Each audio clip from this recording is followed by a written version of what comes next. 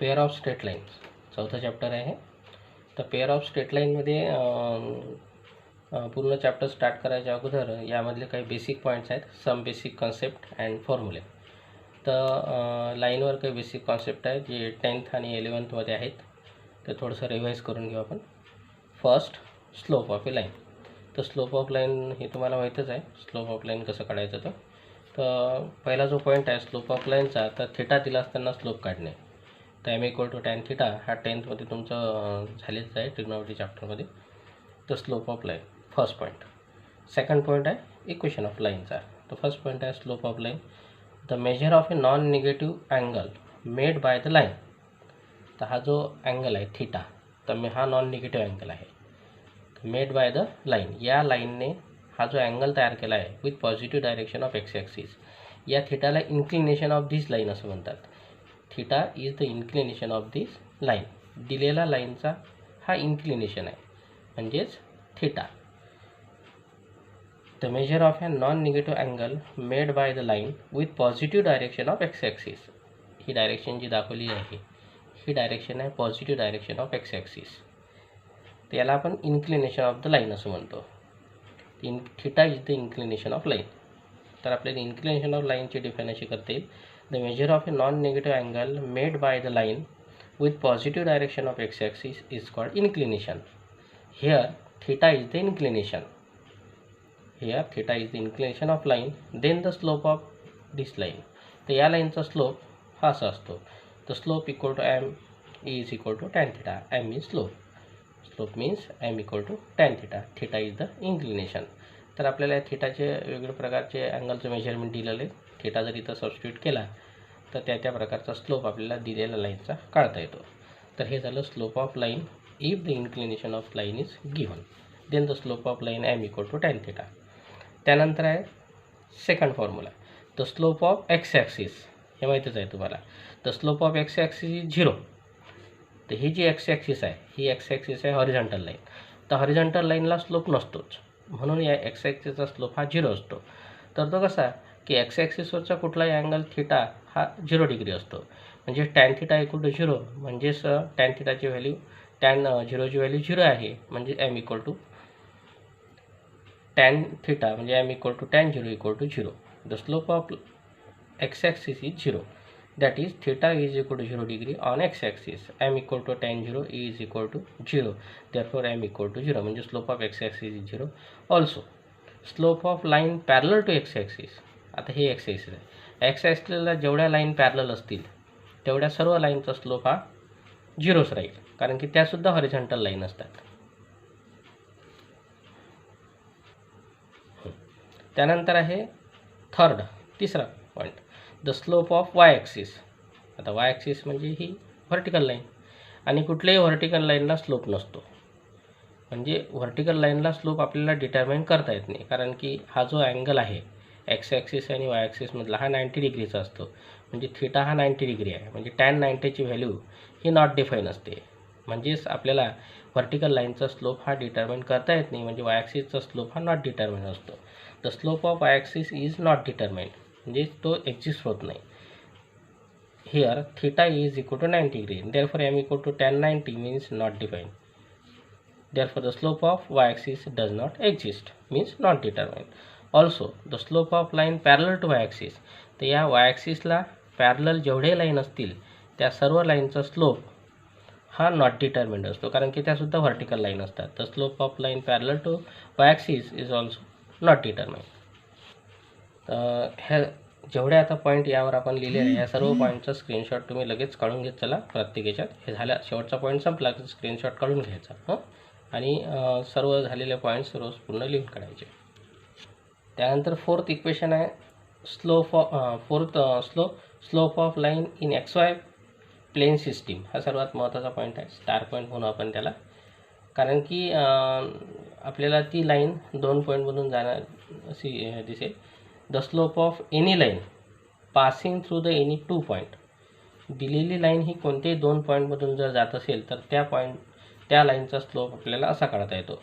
The slope of line passing through any 2 point such as A has the coordinate x1 y1 and B has the coordinate x2 y2.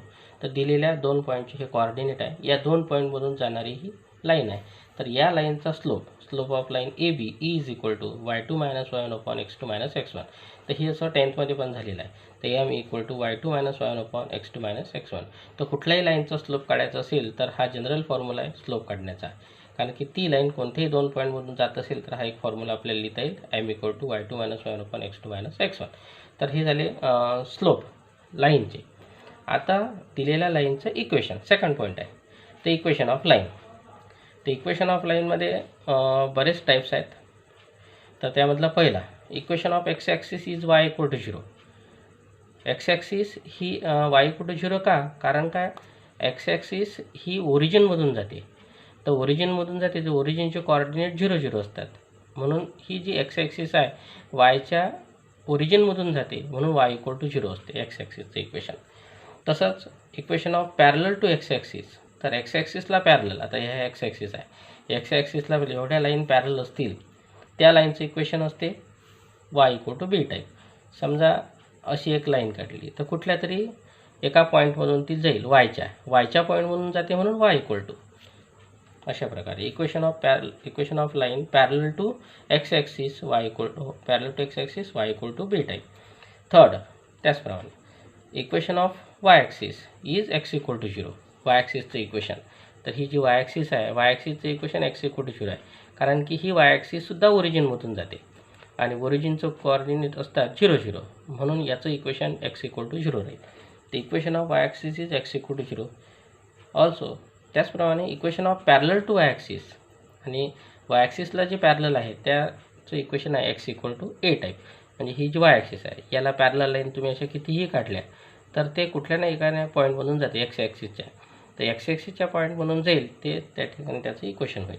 तर equation of parallel to y axis is x equal to A type.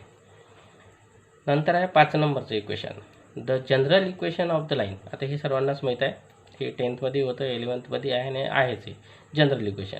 तर ax + by + c is equal to 0. तर c जो आहे हा कुठल्या तरी ॲक्सिसचा एक intercept असतो त्या लाईनचा. तर ax + by + c equal to 0. जर c जर यामध्ये नसेल तर equation of line passing to the origin होते ते ax + by is equal to 0. c हा इंटरसेप्ट आहे, y इंटरसेप्ट x इंटरसेप्ट. तर अशा प्रकारे ही जनरल इक्वेशन आहे ax + by + c equal to 0. Equation point number 6 equation आहे लाईनचं. तर स्लोप पॉईंट फॉर्ममध्ये असते इक्वेशन. तर स्लोप पॉईंट फॉर्म म्हणजे काय, एक स्लोप दिला असतो आणि पॉईंट दिला असतो. तर equation of line having slope M. तर हे पहा या ठिकाणी ही लाईन आहे, या लाईनचा स्लोप आपल्याला दिला राहील आणि ही लाईन एका पॉईंटमधून पास होईल. म्हणजे equation of line having slope M and passing through a point. एका पॉईंटमधून जाईल म्हणून तर आपण स्लोप पॉईंट फॉर्ममध्ये होतो. तर स्लोप पॉईंट फॉर्मचं इक्वेशन आहे y - y1 is equal to m × x - x1. तर हा फॉर्म्युला रन करून ठेवायचा. तर y - y1 is equal to m × x - x1 म्हणजे एक पॉईंट आहे आणि हा स्लोप आहे. अशा प्रकारे equation of line having slope m and passing through a point, then the equation of line is y - y1 is equal to m × x - x1. तर 7वा टाईप आहे इक्वेशनचा the equation of line passing through a origin. तर ही जी line आहे ही line ओरिजिनमधून pass होते. तर अशा लाईनचं इक्वेशन की जी लाईन ओरिजिनमधून पास होते अशा लाईनचं इक्वेशन कसं लिहायचं. The equation of line passing through the origin and having the slope. याचा एक स्लोप दिला असतो आणि ती लाईन ओरिजिनमधून जाते. तर ते इक्वेशन असं राहील y - y1 equal to m × x - x1. हाच फॉर्म्युला यूज करायचा. परंतु ओरिजिनमधून जाते म्हणून त्या ओरिजिनचे कोऑर्डिनेट इथे लिहायचे 0 0 आणि स्लोप दिलाच असतो. याला जर कॅल्क्युलेट केल्यानंतर y इक्वल टू mx, कारण की यामध्ये जे कोऑर्डिनेट आहेत ते ओरिजिनचे कोऑर्डिनेट आहे म्हणजे y इक्वल टू mx. यामध्ये कुठल्याही प्रकारचा इंटरसेप्ट नसतो. तर y equal to mx is the equation of line passing to the origin. हा झाला 7 नंबरचा point. Also equation of line passing to the origin ax + by is equal to 0. तर general equation जे आहे त्या जनरल इक्वेशनमधला c जर 0 असेल तर तो इंटरसेप्ट असतो, x इंटरसेप्ट y इंटरसेप्ट. तर तो जर नसेल ची value if c is equal to 0, ची व्हॅल्यू जर 0 असेल तर ते इक्वेशन असते ax + by इक्वल टू 0. यामध्ये जर c अब्सेंट असेल, ची व्हॅल्यू 0 असेल तर ते जे इक्वेशन येईल ते x plus b y equal to 0 is the equation of line passing through the origin. तर ओरिजिनमधून जाणारी इक्वेशन अशा टाईपचं तुम्हाला लिहिता येते. त्यानंतर आहे 8 नंबरचा पॉईंट आहे स्लोप इंटरसेप्ट फॉर्म. तर equation of line in slope intercept form. यामध्ये एक स्लोप दिला असतो आणि एक इंटरसेप्ट दिला असतो. तर वाय इंटरसेप्ट एक्स इंटरसेप्ट कुठल्याही प्रकारे. तर यामध्ये एक एक्झाम्पल आपण पाहू. तर इथे पहा, ही जी लाईन आहे ही लाईन वाय ॲक्सिसला इंटरसेप्ट होते. तर तो इंटरसेप्ट पॉईंट आहे सपोज सी. तर या सी ठिकाणी ते इंटरसेप्ट आहे. सी हा कुठलाही कोऑर्डिनेट आहे समजा.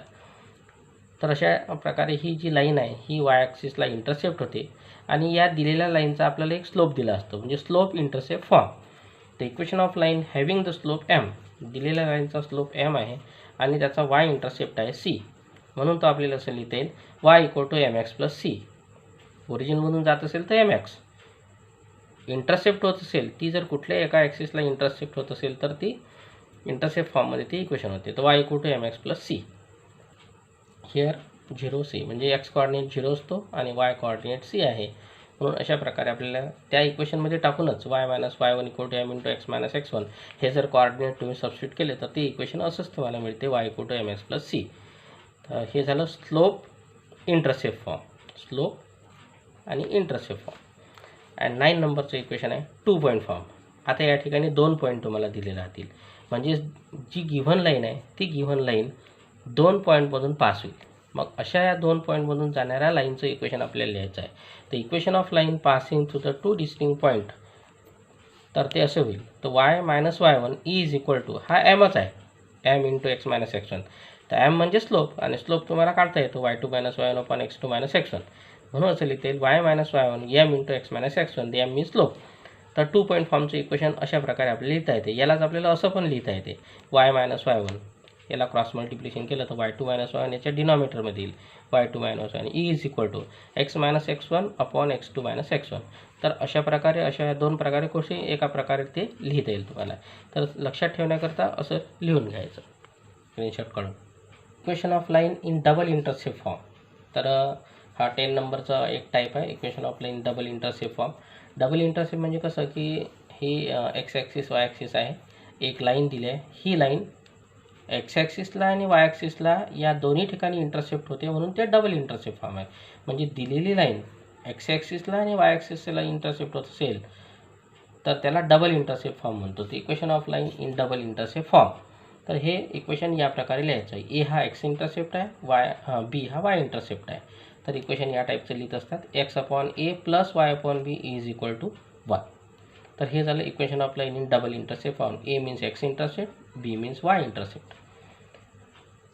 इक्वेशन नंबर 11 नंबरचं इक्वेशन पहा. Equation of line in normal form. तर हे नॉर्मल फॉर्मचं इक्वेशन आहे आणि p is the length of normal from the origin.